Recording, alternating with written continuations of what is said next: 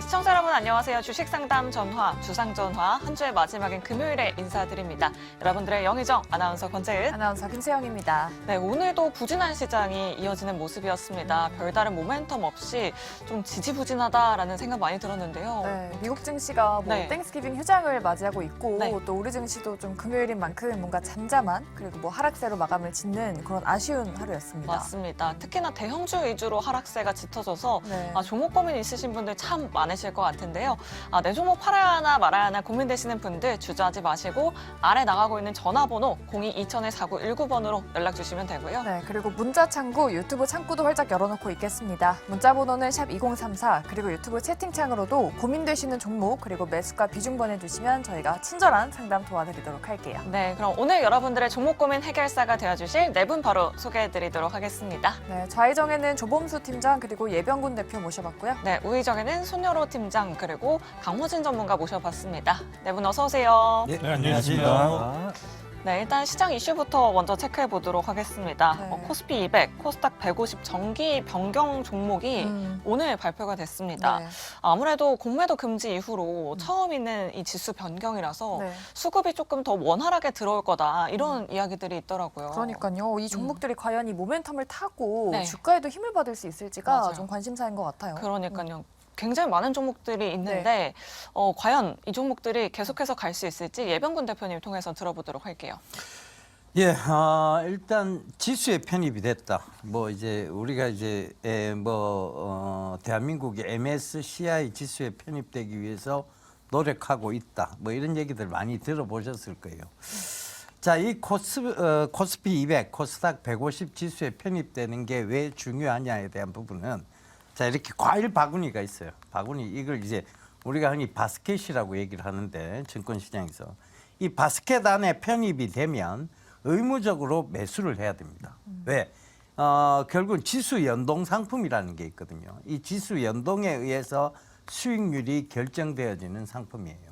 이걸 흔히 이제 파생 상품의 일종인데 그 파생 상품의 일종이 정확하게 데이터에 의해 움직이려면 편입된 종목은 일정까지는 매수를 해야 되고 그리고 퇴출, 즉 편출된 종목은 무조건 매도를 해야 되는 시스템이에요.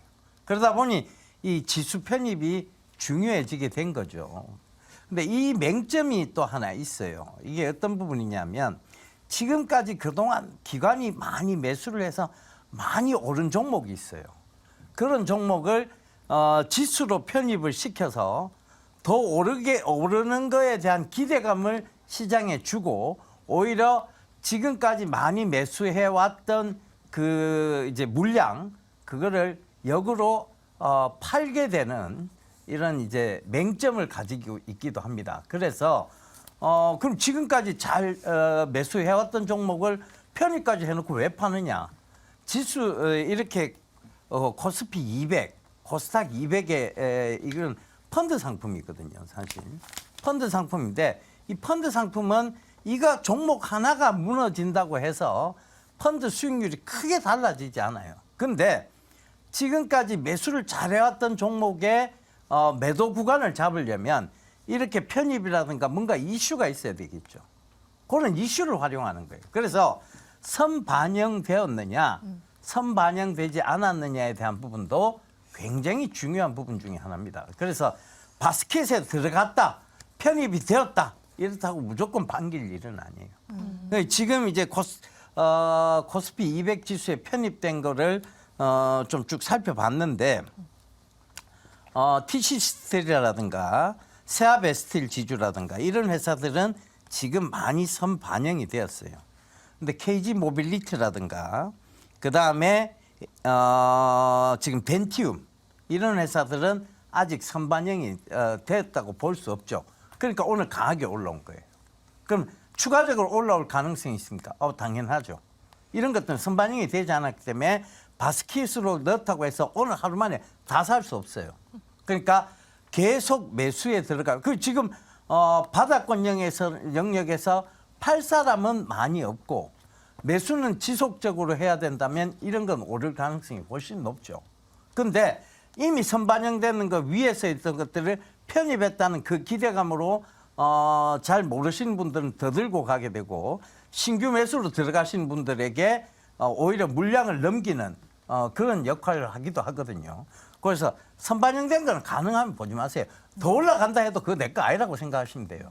그냥 차라리 지금 선반영되지 않고 바닥권 영역에 있는 것들, 지금의 이제 KG 모빌리티나 그다음에 덴티움 같은 것들을 오히려 지속적인 매수가 들어올 수 있다라고 판단하시고 이걸 차라리 매수하시는 게 이 코스피 200 지수에 편입됐으니까 이거 중심으로 봐야 되겠다.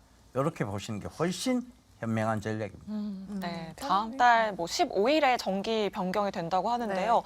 그 중에서도 옥석가리가 좀 필요할 것 같다라고 이렇게 말씀해 주셨습니다. 다음으로 자율주행 종목들도 한번 짚어볼게요. 테슬라가 지금 중국에서 네. 완전 자율주행 기능 출시를 추진하고 있다라고 그러니까요. 합니다. 네. 네, 아쉽지만 기아는 또 반대로 자율주행 기술을 좀 뺐거든요. 맞아요. 그러면 자율주행 섹터 안에서도 테슬라향 기업을 옥석가리게 해야 될지 지금 나오고 있는 게 완전 자율주행인가 봐요. 네. 멋있네요. FSD라고 하던데요. 네. 네. 저런 차 저도 갖고 싶은데 그러면은 테슬라 향 기업을 좀 가려내서 그 기업들에 선택적으로 투자를 해야 될지 강호진 전문가님께 여쭤보도록 할게요. 뭐 최근에 칩셋 미디어, 스마트 레이더 시스템 이런 종목들이 좀 가고 있는데 그런 기업들을 한번 지켜볼까요? 네, 일단은 뭐 결론부터 말씀드리자면 자율주행 관련주들은 좀 길게 봐도 되지 않을까라는 생각이 좀 드는데 네, 알겠습니다. 자율주행 관련주 계속해서 지켜봐도 된다라고 이렇게 말씀해. 전에 네. FSD 얘기하셨죠. 네, 네. 이게 이제 풀 셀프 드라이빙이라는 네네. 그 이제 기능인데 네.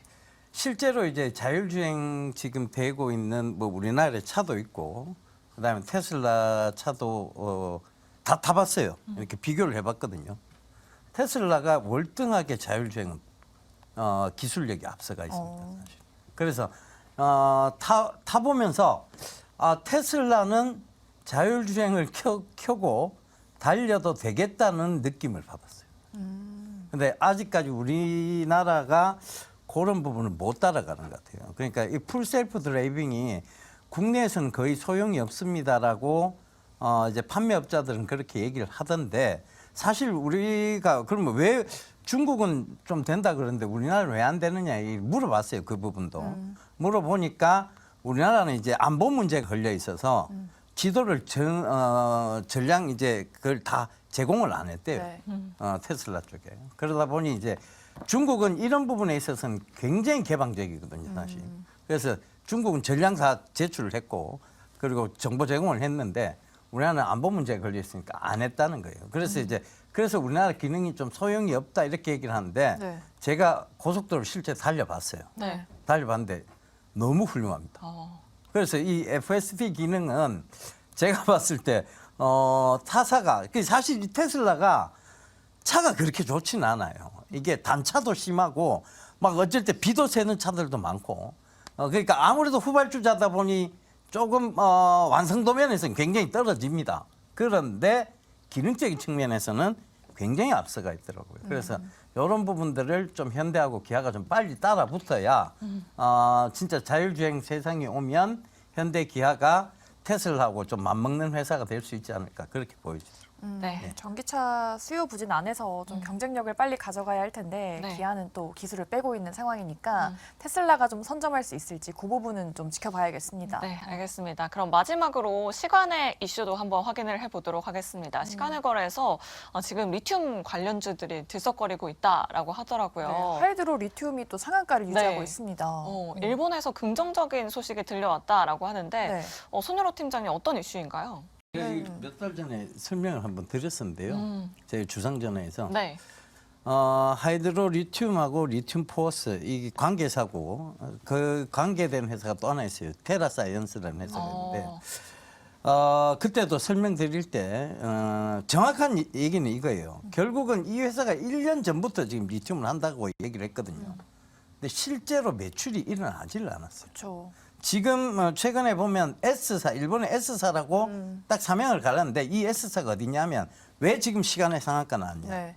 그 S사가 엄청 큰 회사예요. 어딜까요? 일본의 신네츠라고 이 진짜 뭐 세계적으로 유명한 회사예요, 사실. 그러니까 일본의 신네츠에 뭐가 들어간다 그러면 이제 뭐 우리나라 웬만한 회사는 다 상한가입니다. 그런 회사를 싹 냄새만 풍겼어요. 네. 근데 실제로 이게 지금 추적 60분에서 KBS 추적 60분에서도 한번 때렸거든요. 이 회사가 가지고 있는 염호 그리고 이 회사에 관계된 회사의 염호가 아무런 그런 내용물을 포함하고 있지 않다. 이렇게 때렸어요. 그 이후에 지금 주가가 계속 빠진 거거든요. 네네. 테라사이언스도 마찬가지고. 좀 투자의 관점에서는 좀 조심해야 되고 우리 손여루 팀장님께서 잘 얘기해 주셨는데 트레이딩 관점으로는 철저하게 대응하셔야지 이거를 장기적인 관점에서 리튬이니까 장기적으로 여기서 한번 들고 가봐야지라고 생각하시면 큰일 날 수 있습니다. 이게 왜냐하면 지금 계속 뭐 조사 중이라고 저는 알고 있어요. 그러니까 그런 부분도 좀 참고를 해보시면서 네. 매매를 하셨으면 좋겠습니다. 알겠습니다. 사실 뭐 리튬 가격이 계속 하락 중이라 뭔가 당분간 힘들지 않을까 싶었는데 이런 네. 이슈가 나오면서 시간 내 상한가를 기록했지만 정말 실체가 있는 기업인지는 한번 우리 시청자분들께서 주의하시면서 잘 지켜보셔야 될 것 같습니다. 네, 이렇게 시장 이슈들 자세하게 짚어봤고요. 자, 그럼 이제 본격적으로 여러분들 종목 고민 해결하러 출발해 보도록 하겠습니다. 네, 그럼 이제 경로를 바꿔서 문자 상담으로 넘어가 보도록 하겠습니다. 오늘도 굉장히 많은 분들 또 문자 보내주셨는데요. 네. 5477번님께서 TCC 스틸을 가지고 계십니다. 62,100원에 매수를 하셨고요. 비중은 30%. 앞으로의 전망과 매도 타이밍이 어려운데 도움 주시면 감사하겠습니다라고 이렇게 문자 메시지 보내주셨어요. 네, 저희가 앞서서 뭐 코스피 정기 변경 이야기도 했지만 네. TCC 스틸 지금 매수가가 좀 높으신 상태이기 때문에 어떻게 대응해야 될지 네 분께 여쭤보도록 할게요. TCC 스틸에 대한 팻말 준비되셨으면 바로 들어주시죠. 네. 한 분만 부정을 남겨두셨네요. 그러니까요. 앞서서 예병근 대표님이 코스피 200 편입 종목으로 뭐 여러 가지 종목들을 좀 자세하게 소개를 해주셨는데 TCC 스틸은 왜 부정을 주셨을까요? 선반영됐다고 보는 거죠. 아. 그리고 어찌됐든 그 TCC 스틸이나 이런 그 철강 관련주들이 있잖아요. 지금 최근에 이제 코스피 200 지수에 편입을 해놓고 지금까지 보면 이게 기관 수급이 보면 계속 지속적인 수급이 있었던 종목이에요.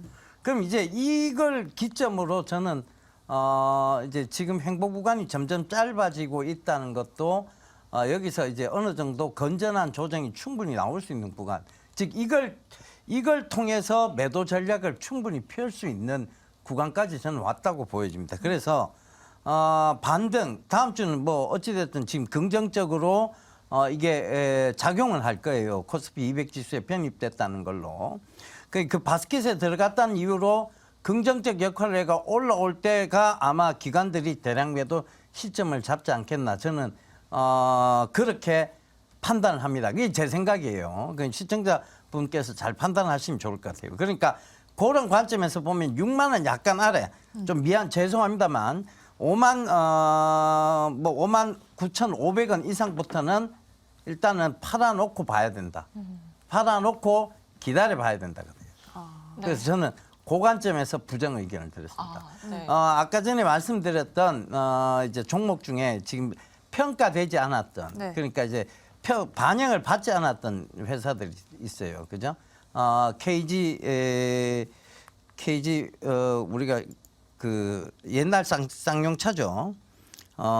그런 것들은 아직 KG 모빌리티, 그 다음에 덴티움 이런 것들은 아직 반영이 안 됐어요.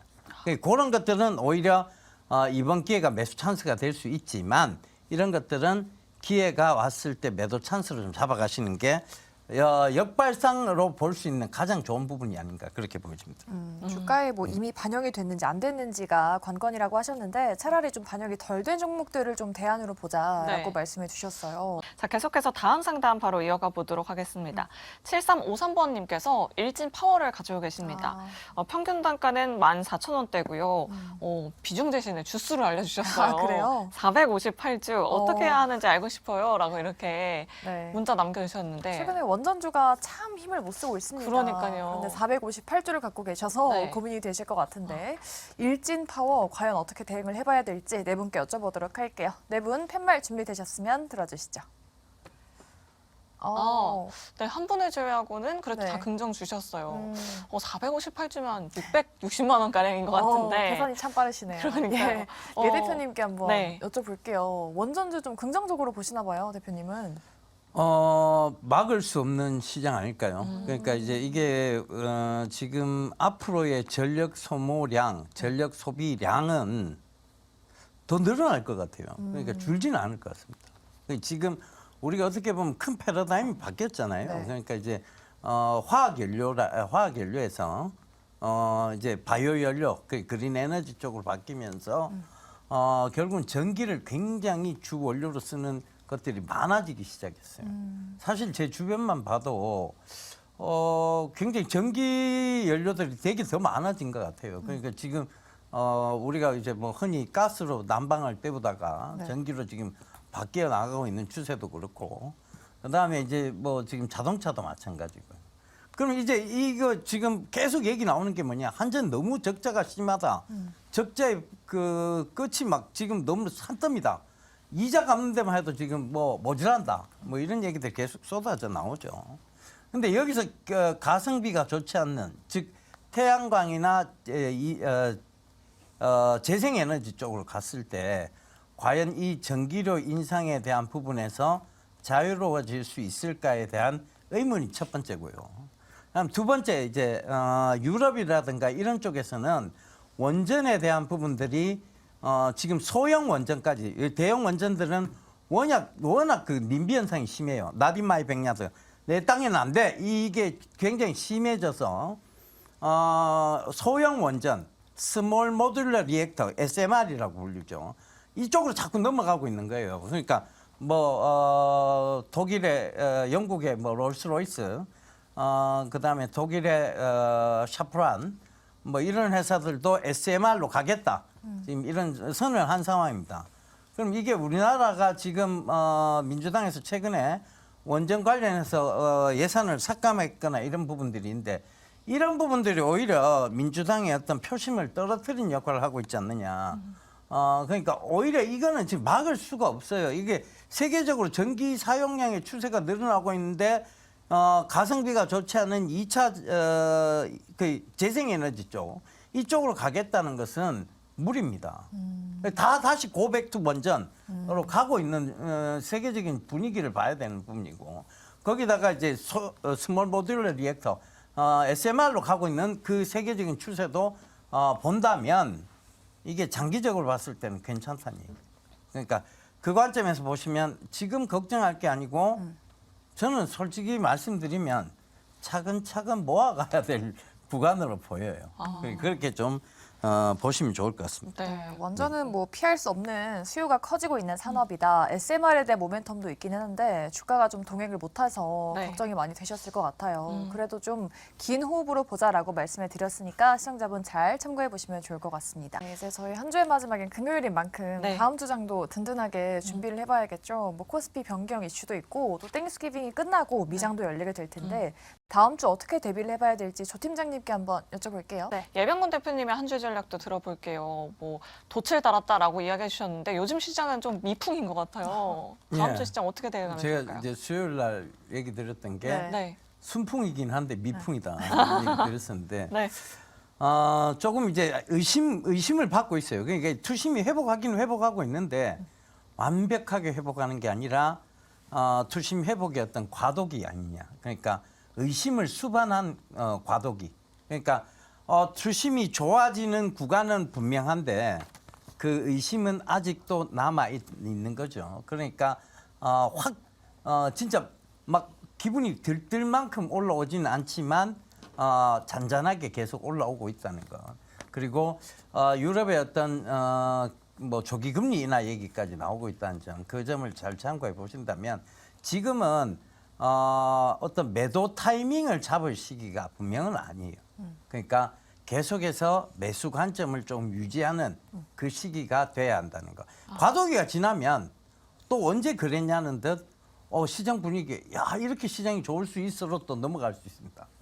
그때 돼갖고 내가 주식이 없으면 좀 억울하겠죠. 그러니까 지금은 짧게 봐야 될 시기도 아니고 길게 봐야 되고 매도 관점 시기도 아니고 매수 관점 시기를 봐야 네. 되는 거죠. 그 점 참고하시면 되겠습니다. 미풍이지만 순항을 하고 있다. 네. 매수 관점으로 봐야 한다라고 말씀해 주셨는데 손 팀장님은 어떤 전략 좀 짜주시겠어요? 다음 주 수요일에 연준의 베이지북 공개도 있고 또 목요일에는 한국은행의 금통위 일정도 있더라고요. 네. 뭐 파월 의장의 발언도 꼼꼼하게 확인해 보시면서 다음 주 시장 좀 변동성에 대응을 잘 해보시길 바라겠습니다. 네, 이렇게 저희 다음 주에는 좀 시장이 시원하게 상승해 주기를 바라보면서 저희는 이만 여기서 물러가 보도록 하겠습니다. 저희 주상전화 오늘 시청해 주신 여러분 고맙습니다. 여러분 안녕히 계세요.